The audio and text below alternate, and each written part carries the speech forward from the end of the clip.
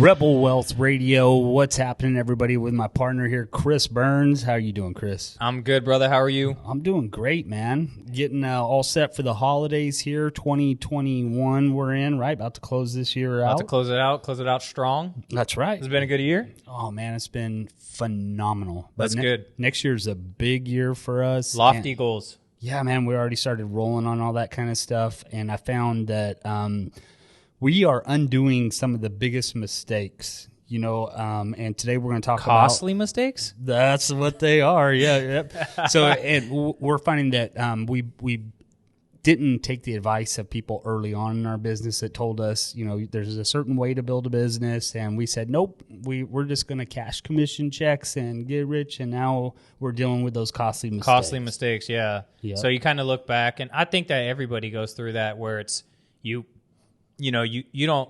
have a plan, you try to execute the plan, and then you go back and you realize, oh man, I made some costly mistakes that, probably set me back a little bit, but that's good, because then you learn from them and you grow, and what are some costly, looking back in 2021, being that we're pretty much at the end of the year, what are some costly mistakes that you might have done this year that you probably will not do going into 2022? Definitely. So the costly mistakes for us was we ignored systems and process. Completely. And me and you are like that way. We're going to dive in, we're going to take action and fix what's broken. But you got to fix what's broken. And, Kelly and I, for a large part of our business, when it comes to stepping back and saying, hey, instead of producing as heavy as we can, we need to peel back and invest some time in building the business the right way. Yeah. So we've been avoiding that for years and years. And now that we're so ramped up and so busy to go backwards and try to fix it while you're, it's like, how do you do it when you're at the peak of everything? Like, and it's like finding the time, right? Yep. But it's, you have to do it. It's a must. It's a must, but it's also, it's a blessing, man. Every time you have those costly mistakes come up, if you'll take a look at, okay, what happened? What did I do wrong? It's better now that we do it as busy as we are, as far along as we are, that we break it down, go back and build systems and processes better, because who knows where we're going to be in 10 years. If I'm where I want to be, I'm definitely not going to have the time to start all over, absolutely, right? So you got to do it. And I feel like that's kind of where I'm at.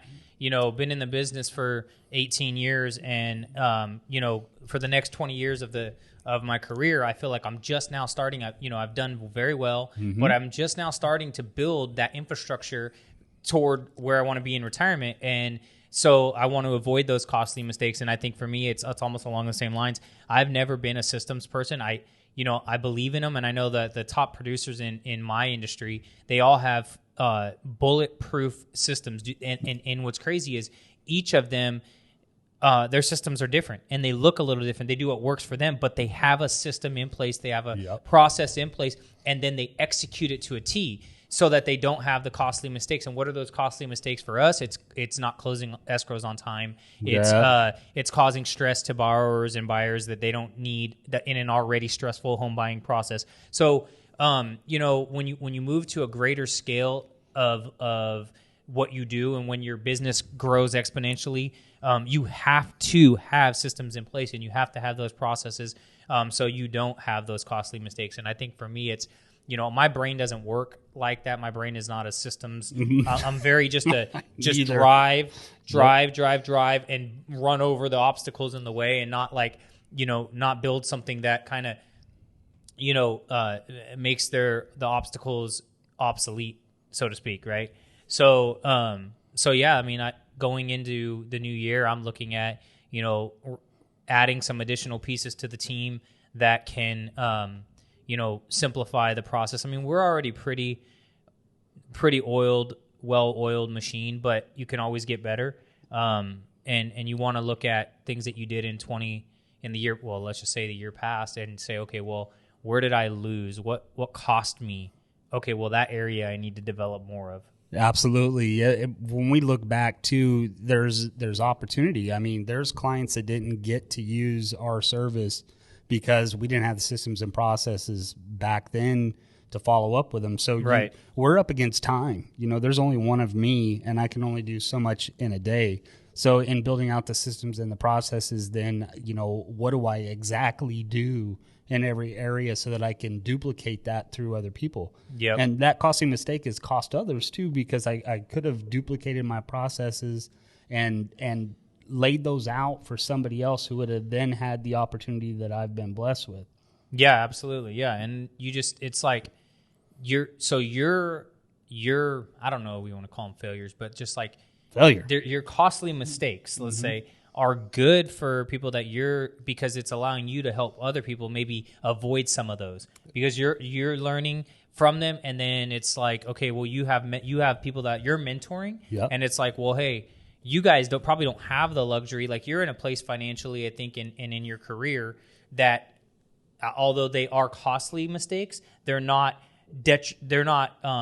destructive to your business or detrimental to your business in a way that you can't operate anymore. Where some of these newer people coming in that you're mentoring, it would be completely detrimental to their business. And so you're able to take that and teach them how to not make those mistakes, where it doesn't destroy them and derail them, where they can't continue to proceed with their goals in career. I've had costly mistakes that almost buried me. Yeah. Like one being, this was relevant to you. One of our first flips we got a smoking deal, as a bank foreclosure and everything. But we didn't have enough capital stack to cover all the problems that we found. We found, like stuff intentionally done to the house when the homeowners left. Yeah. And our budget, I mean, we ran out of money, like, to where if this didn't work out, we're screwed. Right. Right. So now I know going in to a flip that I'm going to not estimate, okay, well, it looks like there's $25,000 worth of repairs to flip it. I've got 24. That's pretty close. I should be good. No, I need 50. Yeah. So, yeah. But learning that, knowing that, going through that, now I can help share that with, my team or friends, family that are flipping and stuff. And I know better. Yeah. And I think it's kind of ironic you bring that up, or funny you bring that up, because Faith and I just did a full blown remodel on our primary house, right? Yep. And the same thing. So we got quoted in the beginning, we buy this house, we know it needs to be completely gutted and remodeled to be the dream home that, that she's wanting. And so we get a quote from a contractor, and that quote is like, okay, well, we could do that. No problem. And then we go, okay, well, that quote, then plus some of this, and then we're going to be, this remodel is going to be about $1.25, right? Yep. So we said $1.25, and then we said, we'll give it a $25K buffer, so we're at $1.50. Okay. Oh, when it's all said and done, we were at about $2.25. So wow. Okay. So now we buy this flip house. Immediately preceding we're essentially not 100% complete on our remodel. I mean, there's like one little finishing touch, but she's like, okay, well, let's start flipping homes now. Mm-hmm. And so here we are. We learned that, okay, well, the contractor says X, well, we need to have this. And even though it's a business flip, there's still going to be expenses outside of what you think, right? So even though we told the contractor all in, this is the budget, there's no more money. This is it. No more. The house, if there's more things that come up, the house needs to get done, so we know that we're going to shell out more money. Like, we're not going to be like, well, we told you it's just this. Like, things come up. Like, for instance, we had a couple contractors bid it, and one contractor said, we were looking at a wall, taking out a wall, and we're like, is this load bearing? No, it's not load bearing, no problem. Okay, cool. Well, that's going to save us from having to put a 27-foot beam in there, which the cost of lumber, right? So a beam is not cheap. And so, okay, cool. No. Well, then we have our contractor who finished our remodel for us. He comes in, he's like, no, yep, this is load bearing. You do need a beam. Do you see where the ceilings? Okay, yeah, that's cool. So now we need so there it is. So the price was this, and now it's like, okay, well, here's $1,000 for this. Oh, you know what? This cross beam, this needs a beam too. Great, there's another $600. So it's like, adds up fast. You make, so, but the thing is, with the costly, to my point, the costly mistake that we didn't make is we didn't go into this going, well, I only have $80,000 to work with, and that's all I have. You don't do that twice. You don't do that twice. So it's like, I know that, you know, when I tell the contract, so we go into the house and we know it's going to be about $100,000 to do this house, right? Okay. So that's what we know. And so we tell the contractor, hey, this is our budget is 80. Yep. So figure out how to do it for that, because that's what the budget is. Well, we already know there's a $20,000 buffer here, and we can get it done for that. We learned our lesson, you know? And so you learn from your costly mistakes. And the goal in life, I think, and would you agree with me, is that as you get older and as you go through things and as you make these costly mistakes, the costly mistakes that you make, because you're going to make mistakes in life. No one's perfect, right? Yeah. But they're fewer and far between. Would you agree? Because you're learning and you're growing and you're making sure that you're paying more attention. I do, and your recovery needs to be faster, so you can't dwell on it. You know, you got to move past it, get on. It's broken. I screwed up. What do I do next? Now what? That's it. Yep. You see me? What'd you do?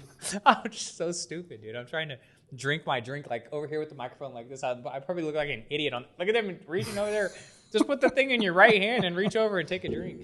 It looks so natural. Costly mistake. I've had to spill that all over me. It is. It looks like, when I'm looking at it right now, it looks so natural, but this is not convenient. This is not.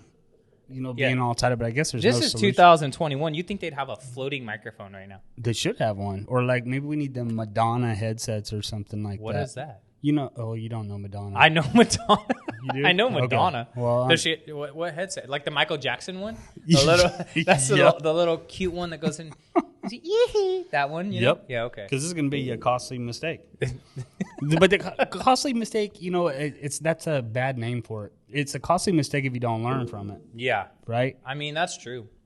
Failure is a part of growing and a part of building anything, right? It is. Yep. I've had just so many, and you went a different direction than I thought you were going with it. But just what were our daily habits? What we're eating daily? Do we choose you just to work blame out everything or not? on me? No. I left that. That's a way off the table. But I'm just saying, you know, like I go through these spurts where I get unfocused from health, and then I get fat, and then I got to go. Oh, that's a vicious cycle, dude. I've been doing it for 15 years. It's a costly mistake too. Because now my energy's low. Now I don't want to go do the things that I could have just kept the momentum and stayed in shape and had high energy. I think that's a costly. I've done that for years. It's like you get into this great shape, and it's like, okay, well, let me eat a couple cookies, and then it's a burrito, and next thing you know, you're just off the bandwagon and you put on all the weight again. And I'm like, that's a costly mistake, because losing it is way harder. Like keeping it off. It's like, no, like losing it is harder than putting it back on. Like I can put on 15 pounds real quick and in a hurry. Losing it, on the other hand, is not as easy, you know. And the older you get, the harder it is. You know, I always thought that was a bunch of crap, right? So I was like, you know, I never worried about losing weight. In my 20s, it was easy. 30s, and then like late 30s now, and then I just hit 40, and now other things don't work properly, you know, as quickly as possible as they should. I've got an awesome, incredible body. Like, it is so easy for me to lose weight. That's a genetic thing. It is, yeah. I don't have good genetics, man. But the problem is what the easy part is, the losing the weight. The hard part for me is the simple commitment to doing some workout. Nothing hard. I don't have to do a lot. See, and Eating that's better. always, I feel like that's always the easy thing for me, because I enjoy it. That's like my wind down time. Going to the gym and putting an hour in at the gym is like, it's no problem for me. Yeah. It's easy. But a lot of people, it's hard. I can't even say it's hard. I've never not enjoyed a workout. Uh-huh. But it's hard for me to say I would rather work out than do just about anything else on the planet. So for me, I think that I will say this: the older I get, the less I enjoy working out. Yeah. That is true. So I used to love, like, I was a gym rat. Now I'm gonna sneeze. You can't do that every episode, dude. This. Bless you. You got to be kidding me, man. Yeah. What's happening right now? That was a costly mistake. That was right in the middle of a thought. So now I don't enjoy it as much. And so for me, like, I have a little gym set up at home. I set it up with Faith at home. But, like, I have to keep a gym membership, because if I don't go to the gym, I'm not worth. You know, people build these gyms at home, and, like, I don't enjoy that. That's not. I'll do it. Like, if I didn't make it to the gym and I do feel like I need to get in and work out, I'll hit the gym at home. But I have to keep a gym membership, because I've got to go work out at the gym. That's just, I've got to. I think I should actually consider like the home gym because it's the getting up, getting ready, driving to a gym. Yeah, but I think that's the difference between you and me too. Yeah. It's like you would go to the gym in the morning.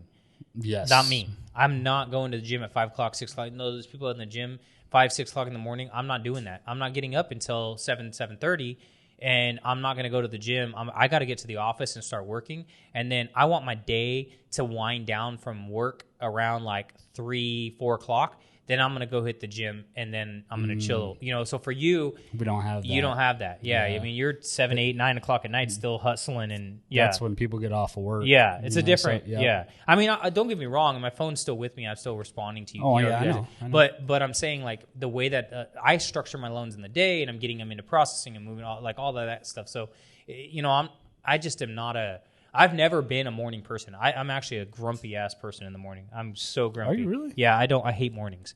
I've always hated mornings. You know, my kids, dude. I don't want to hear you breathing if you're up before me in the morning. Go breathe, go breathe. I don't want to hear anything. I just want to sleep, and I'll wake up when I'm ready to wake up. Like I'm just not a morning person. I never have been. You know, and it was the hardest thing for me when I was in boot camp, dude. What? It's 4 o'clock in the morning, and you not only are you waking me up, and I don't want to be awake, but now you want me to run. Like I can barely see straight right now, but now it's so. I think once I didn't have to wake up anymore in the morning, once I got into this industry and I realized like I can make my own schedule, it was the most amazing thing for me because you know, I'm not waking up. I'm just not an early person. I'm not a nice person. That's what. Do you want to be a morning person? No. No. I have no desire to be a morning person. I was a night person forever, even work nights for a while. Like I'm not a night person anymore either. What? I'm a 8 to 3 and then that's it. No. Here's the thing. Like I used to be a night owl. I'd stay up till 1 o'clock in the morning, and then I'm gonna wake up at 7 and go work or whatever. But I'm not a night owl anymore either. Like I'm in bed pretty much asleep by 9 o'clock. That's impressive. Yeah, and I'm up at 7. Like realistically 7, sometimes 7:15, but like 7 o'clock. So from 9 to 7, I'm sleeping, and I'm still making it. I'm very successul. It doesn't matter when you do it, I guess. I'm working hard the hours I'm awake. Yep. Mm-hmm. Yeah, but I've never had a desire to wake up and be a morning person. I know that some people do. Like my uncle, that man, he's up at 4 o'clock in the morning and he's singing, you know, kumbayas. Like I'm like, dude, I don't know how anyone wakes up happy. I'm not like I wake up.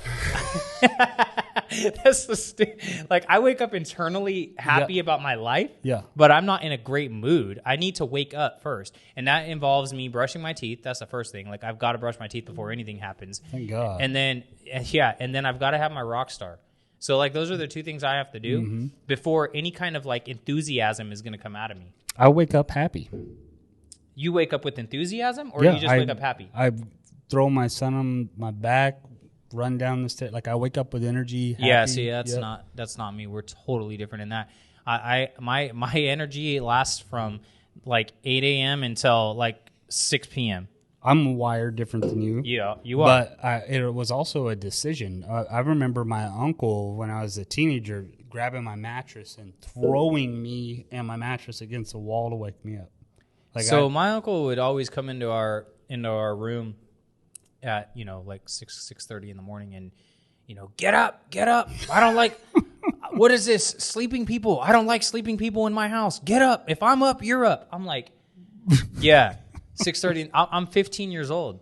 I'm like, no 15-year-old's waking up right now. Just because you want to be up, you could be up. I don't have to work. You have to work. You have to take care of me. Yeah. Like I'm not 18 yet. Nope. Your ass is up if I'm up. Get up right now.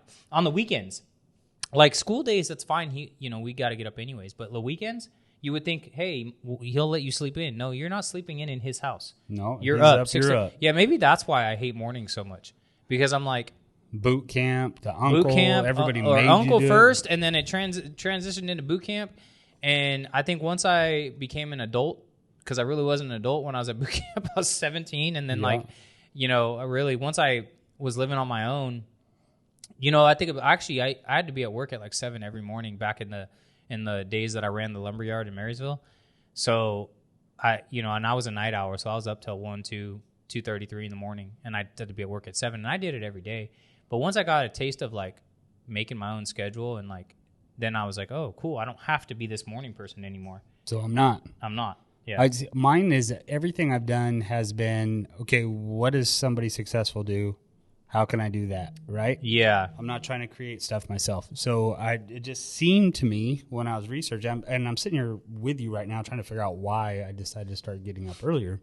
And it just seemed that super successful people got up early. And so, well, that's absolutely true. And Yep. and you're not lying there. I mean, if you talk to these billionaires, they'll tell you that like, they're up before anyone else. Yeah. And they're up and working 18 hours out of every day. Mm-hmm. They are. That's the reality. And they're going to outwork anybody. And so I can make a choice. I can make a decision. And you know, talking to people about what we do and how we grow, and maybe that's an area that I need to be like, Chris, get out of your own way, make a decision to get your ass up in the morning and do something. Like get up at 6 o'clock in the morning and accomplish something. Maybe. Yeah, maybe. But everybody's different. Everyone's different. Yep. Some people need more sleep. Some people, well, the thing is, like you said, I mean, most of these millionaire and billionaire people, they're literally, they're up at the butt crack of dawn. And, you know, it's funny because a lot of them, they do go to the gym in the morning. They'll get that out of the way. Like 5 o'clock in the morning, they'll hit the gym. That's done and over with. So their body's on point, and now their mind is on point to attack the day. So, yeah. And it could just be simply, too, that their schedule doesn't allow for an evening workout. Yeah, so what you're saying is I'm making costly mistakes by sleeping in. I'm not. I'm just saying. Like, I do know that people are wired different. Some people, like, you have to know when you perform your best. Like, critical thinking's done. I do it better in the early morning without noise, without distraction. Yeah. You know, after. No, I know a lot of people that are like that. Yep. They just need the quiet. And you know, it's funny because there's times that I'll come into the office early. I'll get here like 7:15, and it's dead quiet. No one's here, just me. And I literally can. I'm so much more focused because there's no distraction. Yep. None. And I can get so that is an absolute, like in absolute truth. There's no distraction at all, and I can zip through 10 different tasks in an amount of time that I can't do through the whole day because there's a lot more distraction. Yep, and God minutes and everything else that pop in. I also know that for me personally, from 2 to 4, I am the most useless human on the planet. I don't know what happens between 2 and 4. My body just stops. It's like nah. No. Yep. Well, it's a good thing that we do our podcast at 1. Yeah, about 2 o'clock, I walk out of here and I just lay on the concrete. Fall asleep. Yep. Dude, he's gonna sit in his truck.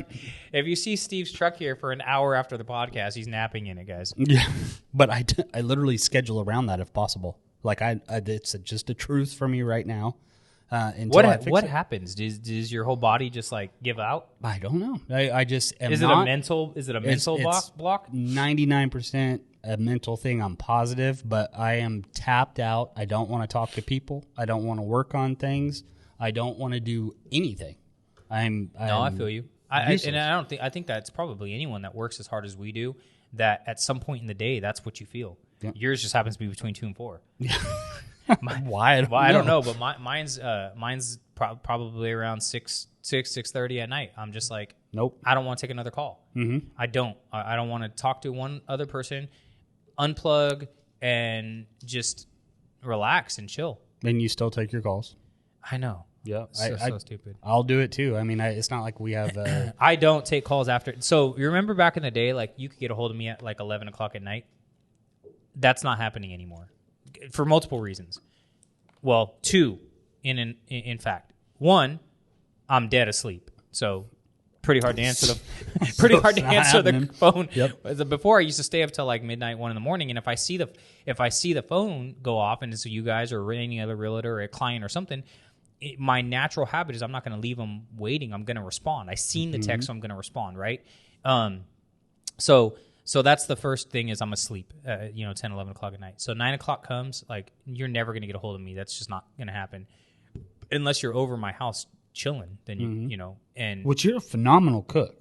Thank you, man. That shrimp was probably the best shrimp I've had. That was good. Little shrimp Alfredo. Yeah. See, Kelly misses out.